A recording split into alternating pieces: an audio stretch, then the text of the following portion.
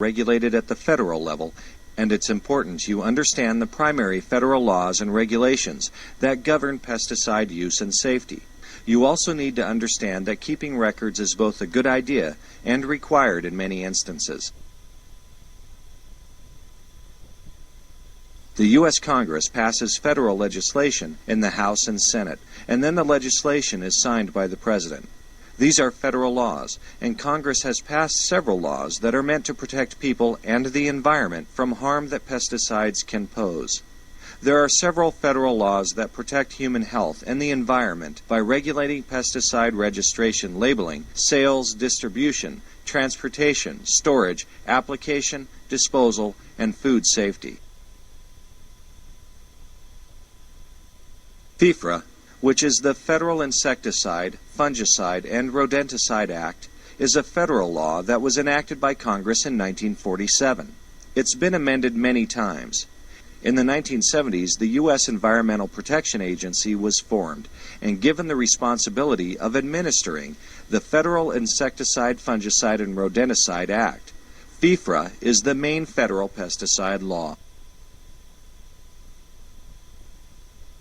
As provided by FIFRA, EPA is responsible for both registering and licensing pesticides. This must occur prior to any pest control product reaching the marketplace. FIFRA ensures that both human health and environmental health are evaluated, and that federal precautions and restrictions are put into place to ensure that no unreasonable adverse effects occur from legal pesticide use.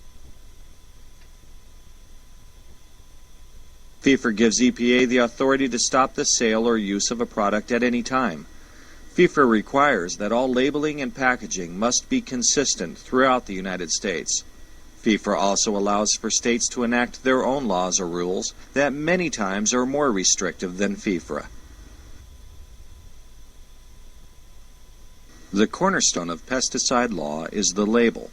EPA must follow FIFRA requirements and standards for pesticide evaluation and registration.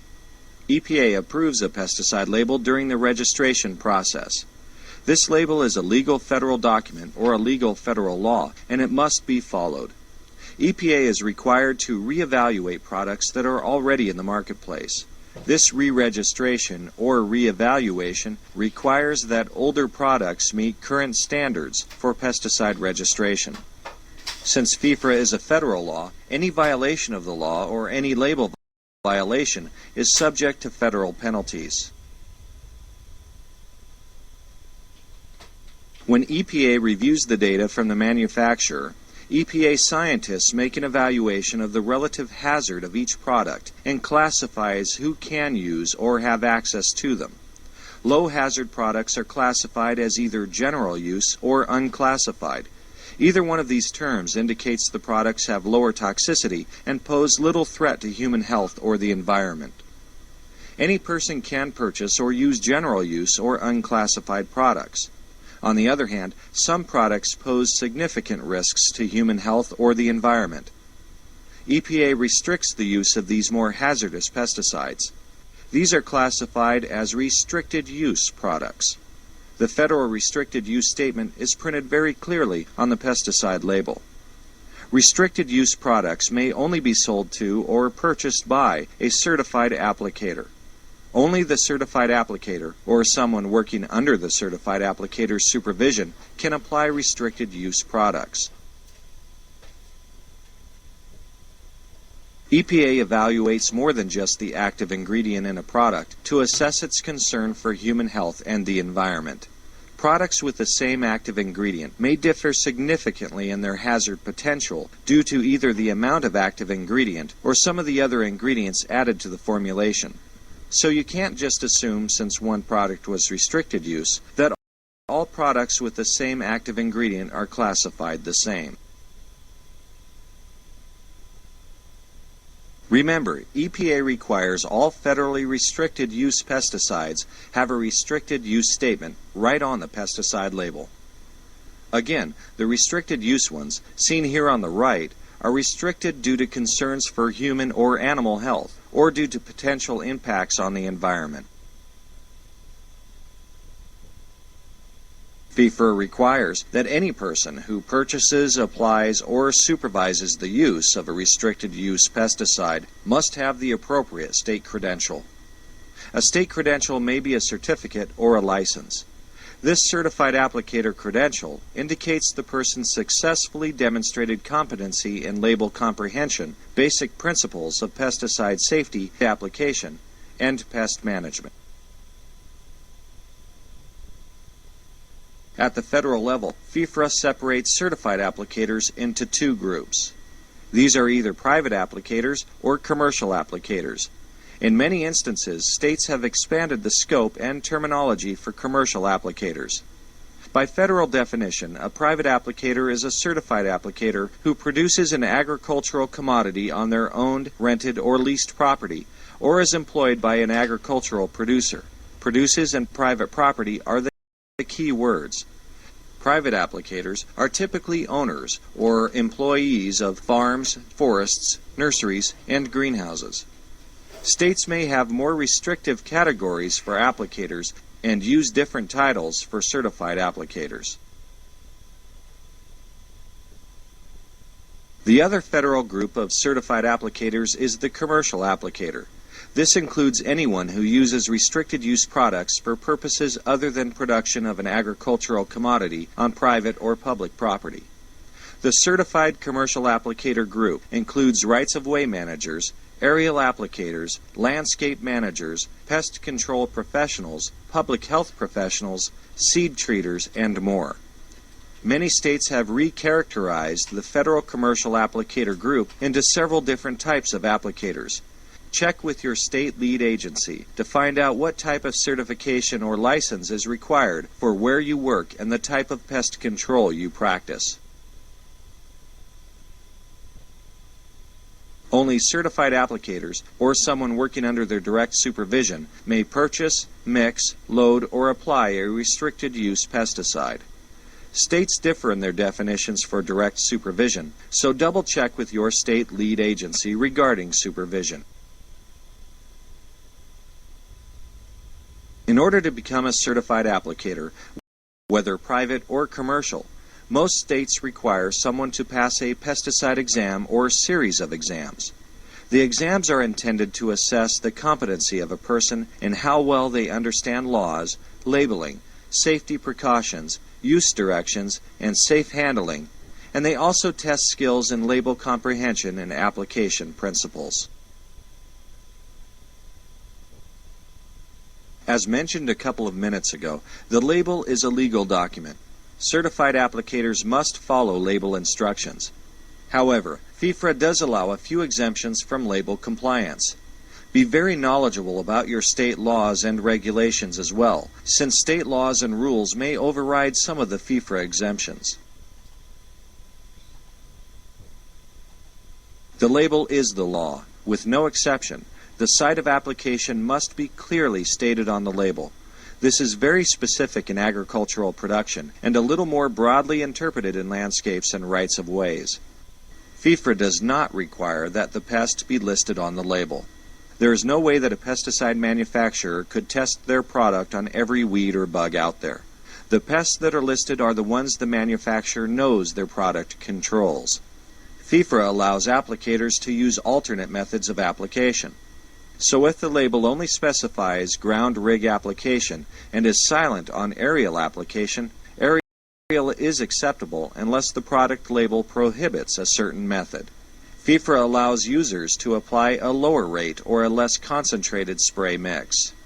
Lastly, FIFRA allows users to tank mix to save time and application costs. You can tank mix unless the label prohibits tank mixing of certain pesticides. Labels prohibit tank mixing because manufacturers know the mixtures are incompatible. If the label is silent, make sure the chemicals you're mixing together are compatible.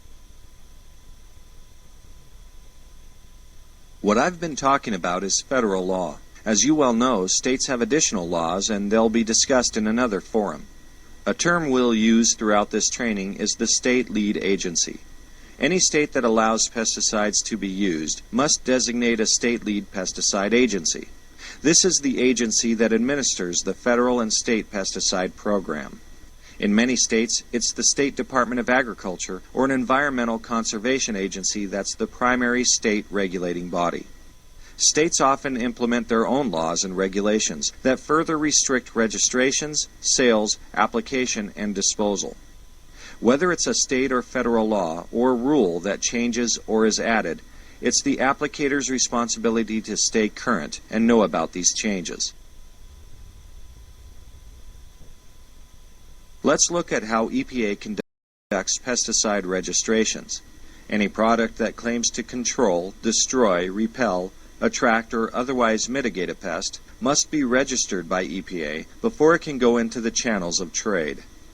Most registrations follow the standard procedures for product review and labeling. A normal registration is known as a Section 3 registration. Once registered, the product is assigned an EPA registration number, which can be found on the label. Special local need, emergency exemption, minimum risk, and experimental use are all processes that bypass some aspect of normal Section 3 registration, screening, and evaluation. Let's look at each of these special provisions. Certain situations warrant the need for a special local needs registration, also known as a 24C label or SLN. Special local need, SLN, or 24C registrations add additional uses or pests onto an existing registered product. SLN registrations are relied on for minor crops in agriculture. An SLN registration adds a supplemental label to the registration. An emergency exemption, which is also known as a Section 18 label, does not frequently occur. Section 18s are granted when there is a sudden pest outbreak and there is no registered pesticide that works. After going through the appropriate approval channels, a non-registered product can be made available for a short period of time to take care of the impending emergency pest outbreak.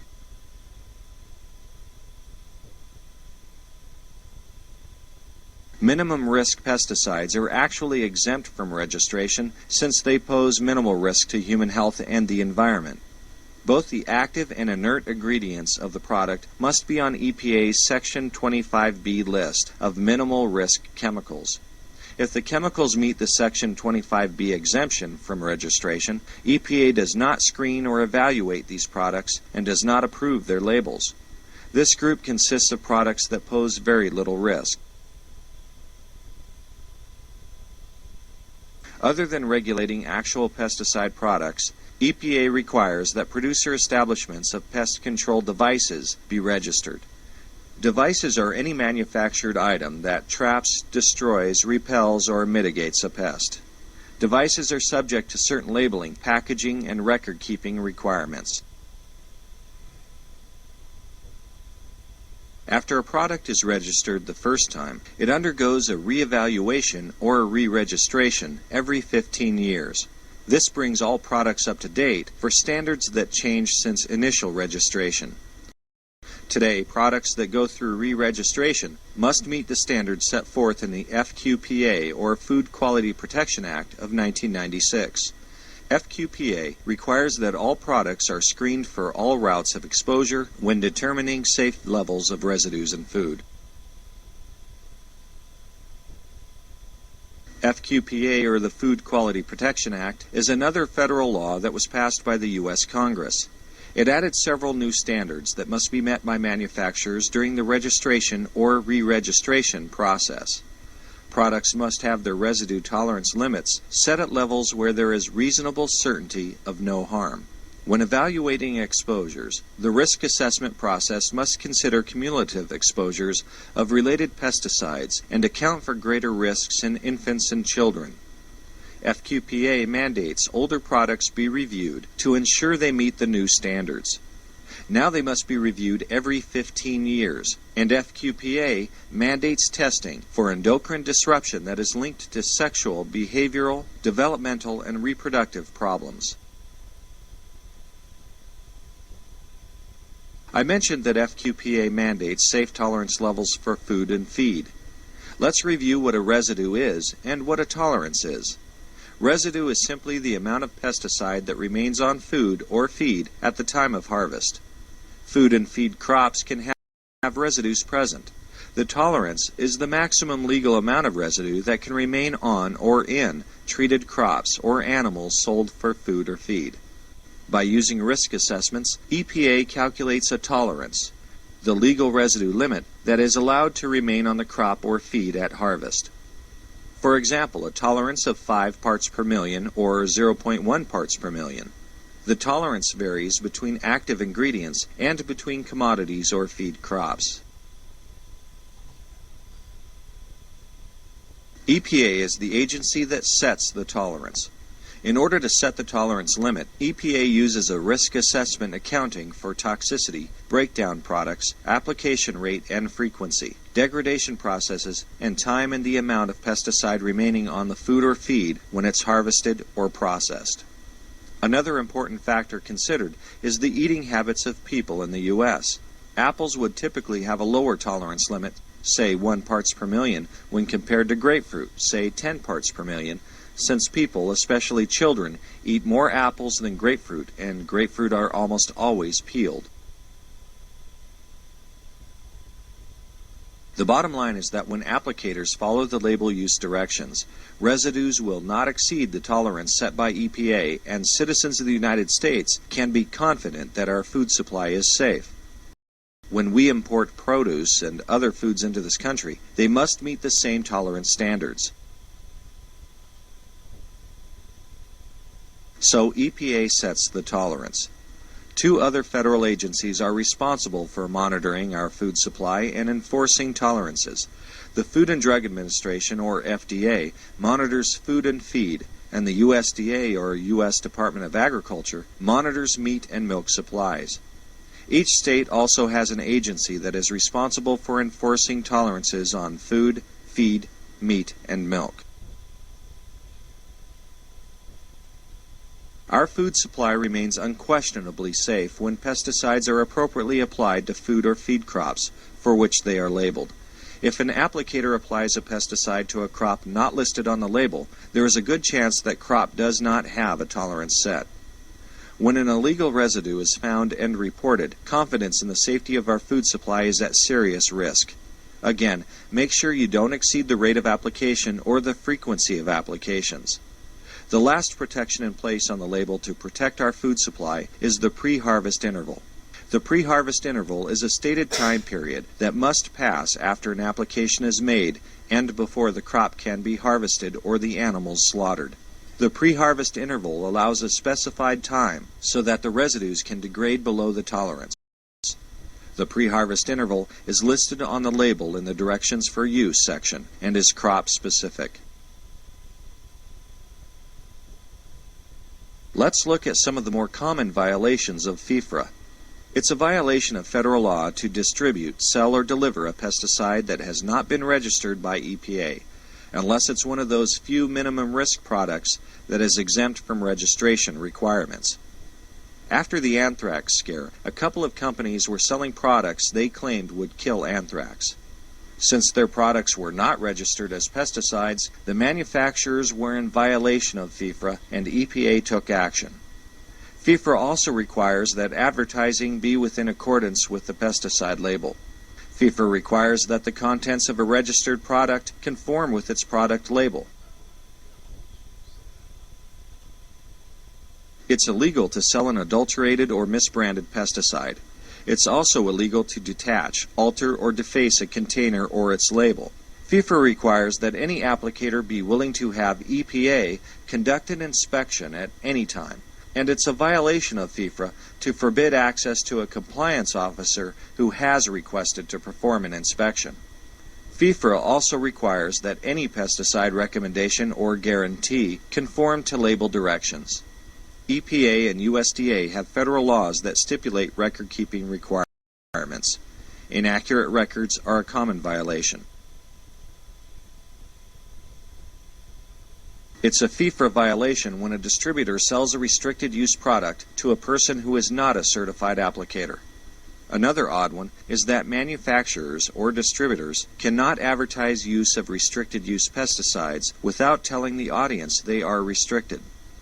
Boy, this last one is the biggie. It's a violation of federal law to use a pesticide in any manner inconsistent with its label. It says so right on the label. This is the one violation that is used during most enforcement activities against applicators. Usually, if an applicator has one violation, they typically have several violations of label directions associated with the initial misdeed. Violation of FIFRA can be either civil or criminal.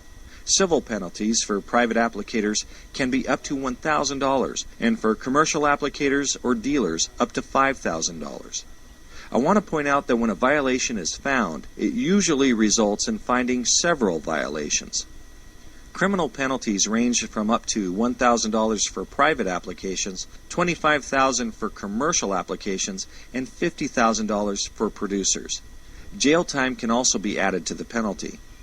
There are people in jail today as a result of gross negligent violations of pesticide sales or use.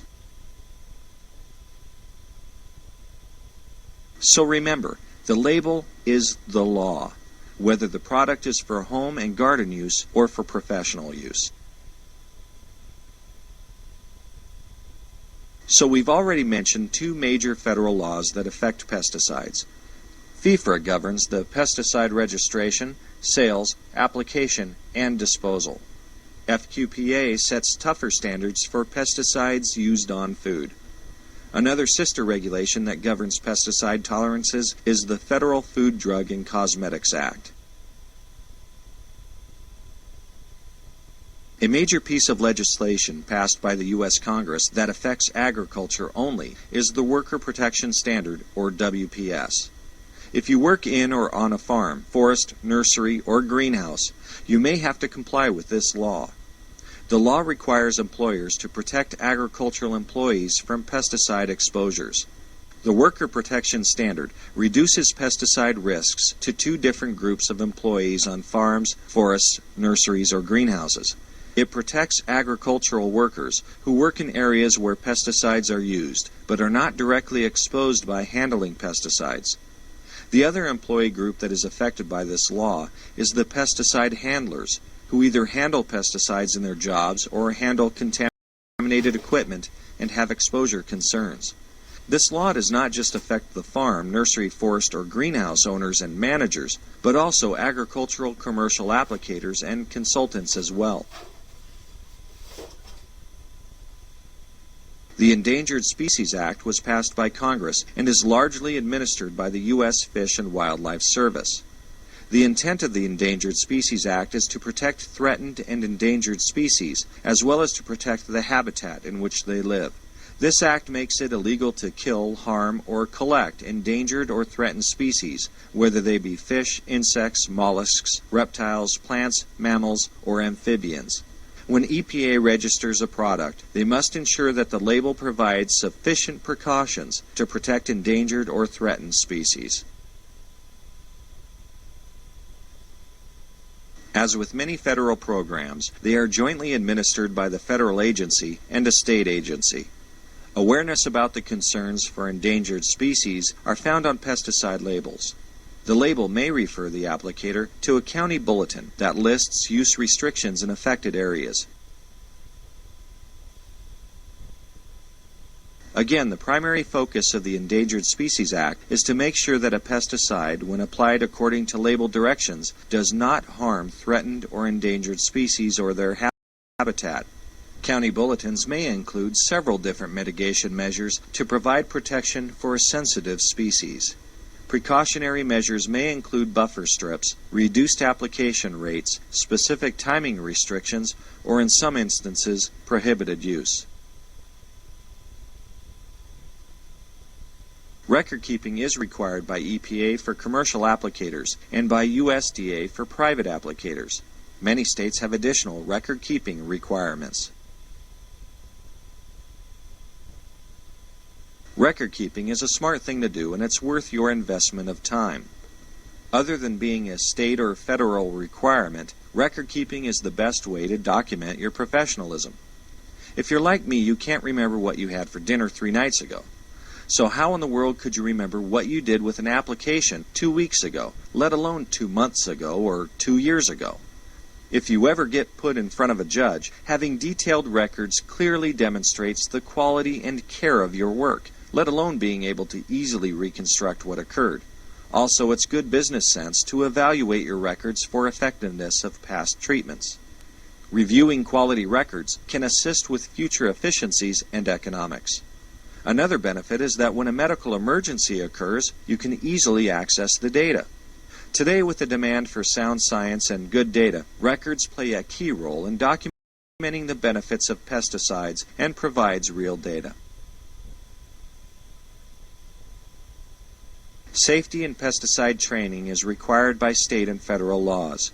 Keep records of the dates that employees participated in training forums.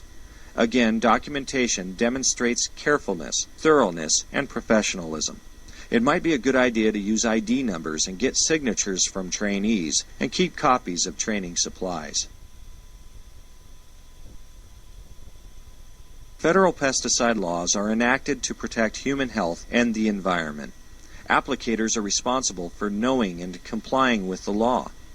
States and local jurisdictions can enact their own laws and rules that further restrict registrations, sales, and use of pesticides. Typically, states have more restrictions on registration, distribution, certification, and licensing. To ensure a safe food supply in this country, EPA sets the pesticide tolerance after conducting risk assessments. The Food Quality Protection Act requires that EPA consider cumulative exposures and increased risks for infants and children. FDA and USDA enforce pesticide tolerances on food and feed. The Worker Protection Standard protects agricultural employees from pesticide exposures. The Endangered Species Act protects endangered and threatened species and their habitats from the adverse effects of pesticides. Private and commercial applicators must keep adequate application records. The label is the law. Any violation of the label is a violation of federal law and can result in civil or criminal penalties. It's the applicator's responsibility to know the laws and stay current with changes to laws and regulations. Pesticides can be used safely and effectively by complying with laws and by understanding and following label directions. Question 1. Which federal agency sets pesticide tolerances? Environmental Protection Agency, or EPA, U.S. Department of Agriculture, or USDA, Food and Drug Administration, or FDA, Occupational Safety and Health Administration, or OSHA? Answer is A. U.S. EPA sets the tolerance. USDA tests the marketplace for meat and milk, and FDA tests the marketplace for food and feed. Question 2. Who can legally purchase a restricted use herbicide? 1. Certified private applicator. 2. Certified commercial applicator. 3. Farmer. 4. Government employee. A. 1 only. B. 1 and 2 only. C. 1 and 3 only. D. 3 and 4 only. Answer B. Certified private applicators and certified commercial applicators are the only people with the proper credentials to purchase EPA or state restricted use pesticides. Don't forget an herbicide is one type of pesticide. Question 3. The Worker Protection Standard affects which groups who apply pesticides?